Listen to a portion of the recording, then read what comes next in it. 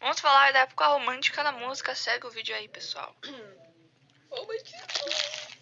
Ele começou no final do século XVIII e no início do século XIX. É isso aí. Tchaikovsky e Paganini, vou explicar pra gente um pouquinho Vai sobre aí. isso. Sim, pessoal. Durante esse período teve a Revolução Francesa, que causou profundas transformações, não só políticas, mas na mudança de pensamento das pessoas da época. Espalhando sua influência no campo das artes, etc., sobre a forma de um surto de liberalismo que era na defesa dos direitos dos homens, da democracia e da liberdade de expressão, alterando a mentalidade e modificando seus critérios de valor.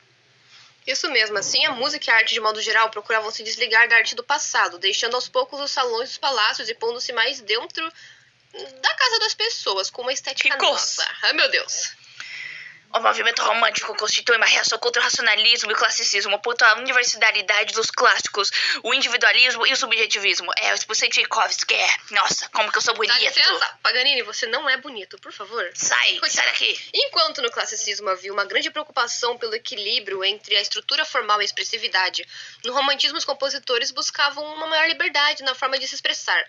Uma coisa mais intensa e vigorosa, frequentemente revelando seus sentimentos mais profundos e principalmente seus sofrimentos. Vamos lá. O Homem de Ferro vai aparecer daqui a pouco. Oi, Homem de Ferro. Vamos falar das coisas mais técnicas. O cromatismo, que vai garantir uma maior liberdade e expressividade. E essa música, individualista e subjetiva. As formas livres, lieds, prelúdio, rapsódias, o sinfonismo, o virtuosismo e os movimentos nacionais incorporam elementos alheios à tonalidade estrita do clássico. E esta lentamente se desfaz até chegar à beira da atonalidade. Sim. Outro aspecto de destaque do período romântico com certeza está na própria concepção de artista da época. O artista genial é o eterno sofredor. Em volta do mito estão a pobreza, a humilhação, as desventuras amorosas, Beethoven, a incompreensão dos contemporâneos, a doença, Beethoven, ou a loucura, por exemplo, Berlioz e Schumann, contribui para a admiração sobre o artista. Na verdade, os artistas românticos eram eles mesmos bastante atentos à publicidade da sua imagem. Ou como diria Flaubert, o artista deve dar um jeito de fazer o público acreditar que ele não viveu. Isso aí, eles são dramáticos. O músico romântico procurou se formar como artista autônomo. Deixou de se submeter a patronos ricos, como ocorria no período barroco e clássico. Isso evidentemente garantia uma maior liberdade de criação. O romantismo na música, como nas outras formas, buscava emoções intensas e latentes. Por isso, meu Deus, ele tá com raiva. A gente não tá falando do barroco, desculpa. Por isso, os compositores buscavam uma composição mais crua, menos exata. Isso era motivado principalmente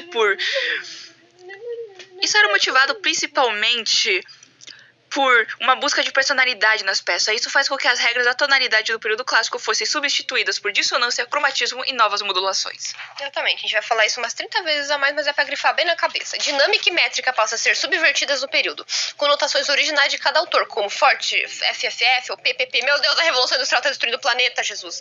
Além de uso de rubato, que distorce a métrica sem uma necessidade de escrita formal na partitura. Dentre as muitas ideias que fascinavam os compositores românticos, temos, e olha que são muitas, terras exóticas de passado distante, os sonhos, a noite e o luar, os rios, os lagos e as florestas, as tristezas do amor, lendas e contos de fadas, mistério, a magia e o sobrenatural. Muita coisa mesmo. As melodias tornam-se apaixonadas, semelhantes à canção, as harmonias tornam-se mais ricas e com maior emprego de dissonâncias. É o Tchaikovsky. Isso aí mesmo. Eu dei o céu. Outro tipo de composição foi etude, que é o estudo, cujo objetivo era aprimoramento técnico do instrumento. Com efeito, durante essa época houve um favorecimento à figura do virtuoso, músico de conceito dotado de uma extraordinária técnica. Tipo eu, que eu sou o Paganini. Dá licença. A orquestra romântica. Durante o romantismo ocorre a melhoria da orquestra, que teve seus princípios durante o classicismo. Oh, meu Deus, eu estou sentindo fogo. Meu Deus! Por causa da Revolução Industrial, uma grande população teve acesso à música, fazendo com que as orquestras duplicassem em tamanho, tomando uma forma muito próxima ou igual à maioria das orquestras atuais. Ai, Paganini, me tira daqui! Eu adoro inferno.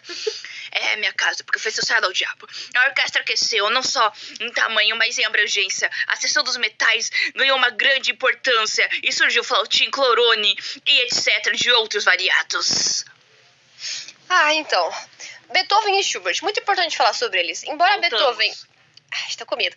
Embora Beethoven fosse um dos mais tops do período clássico, suas sinfonias e algumas de suas sonatas abriram portas para o romantismo com um grande impacto de sua emoção na composição, retirando a música do lugar sagrado, sabe?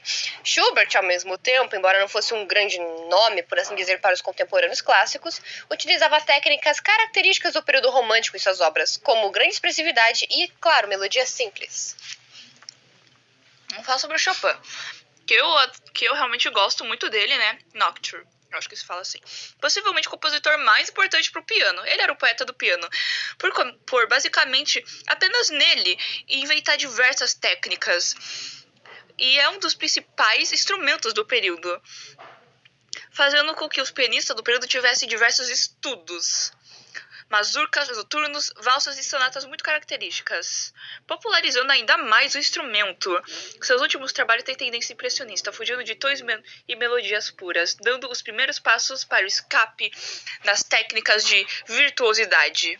Agora, falar sobre o melhor, claro, Tchaikovsky. Nacionalismo e balés é o melhor, sim. Pra quem não sabe, na verdade todo mundo sabe, Tchaikovsky era homossexual e ele era muito triste por isso. Porque, convenhamos, na época é difícil. O Chopin ele era afeminado. Então, as características nacionalistas do seu país, a Rússia, eram muito presentes nas composições de Tchaikovsky. Nas suas peças temos um grande impacto das peças tradicionais russas, além de uma grande popularização do uso de suas peças internacionalmente. Ou seja, todo mundo conhece Tchaikovsky. Nossa, eu não falei nada sobre ele. Vai. Vamos falar sobre o virtuosismo, que tem a ver com Liszt e o Paganini, que veio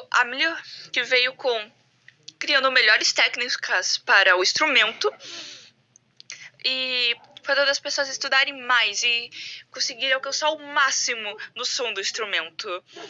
Isso, em união à popularização da música, deu origem aos grandes astros da época, os virtuosos. Eles eram exímios em aptidões técnicas, ou seja, os melhores, com destreza e agilidade que impressionaram todo mundo. Alguns até falando que Paganini fez pacto com o diabo, será mesmo? Não sabemos, né? E vamos falar da ópera. As óperas mais famosas hoje em dia são as românticas. Os grandes compositores de ópera do romantismo foram os italianos Verdi e Rossini, e na Alemanha, Wagner. No Brasil, destaca-se Antônio Carlos Gomes, com suas óperas O Guarani, Fosca, O Escravo, etc. Tinha que falar escrever. Antigamente tinha bastante aqui. A orquestra cresceu não só em tamanho, mas como em abrangência. A seção dos metais ganhou maior importância. Eu acho que o Paganini já falou isso. Na seção das madeiras adicionou-se o flautim. Bom, ele também já falou isso, né? Eu não vou repetir de novo. Os instrumentos de percussão ficaram bem mais variados, como dá para notar nas músicas, principalmente do Tchaikovsky. O concerto romântico usava grandes orquestras, e os compositores, agora sob o desafio de habilidade e técnica dos virtuosos, tornavam a parte do solo cada vez mais difíceis. Compreende obras para grandes orquestras e privilégio o virtuosismo. Ou seja, eles estavam batendo de frente com os virtuosos, né? Porque eles eram muito fodas.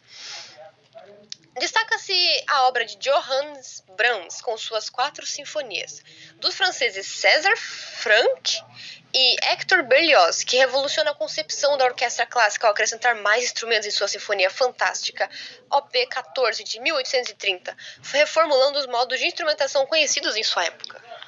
Bom, dança folclórica russa, a Rússia é foda. Outro aspecto de destaque no período romântico é o nacionalismo, a música do final do século XIX.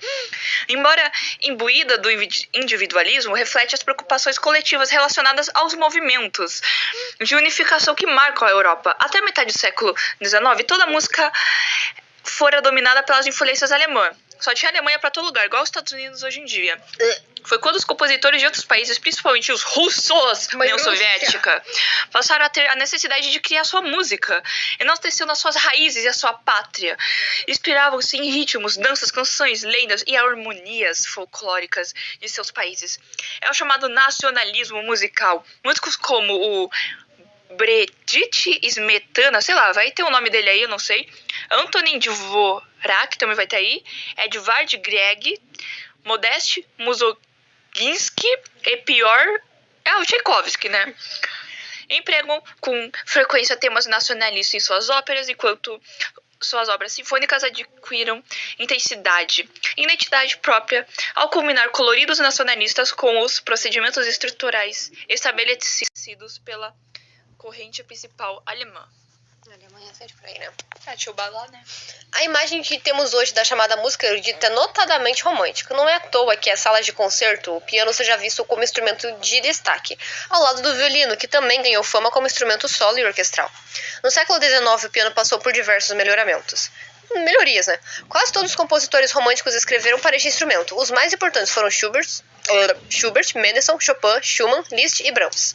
Embora em meio às obras desses compositores se encontrem sonatas, a preferência era para peças curtas e de forma mais livre. Havia uma grande variedade, entre elas as danças, como valsas, as polonaises, não sei se é assim que fala, e as mazurcas. Peças breves como o romance, a canção sem palavra, o prelúdio, o noturno, a balada e o improviso. Outro tipo de composição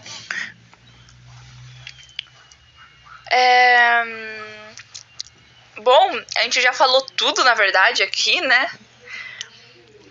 E curiosidades da época que a gente tem é que o Tchaikovsky morreu de cólera, entre aspas, né? Ele se matou porque ele era gay e numa época daquela era muito difícil ser gay. Hoje em dia já imagine na época. Ele também tinha uma mania de tocar com a mão na cabeça porque ele tinha medo dela ser decepada enquanto ele tocava. Chopin tinha medo de ser enterrado vivo, né? Eu não sei se isso era verdade, eu acho que sim. Inclusive, ele e o Liszt se conheceram e gostaram da mesma mulher, só que ela preferiu o Chopin. Os poetas, né? E ele também era muito tímido, né? Ele tocava no escuro.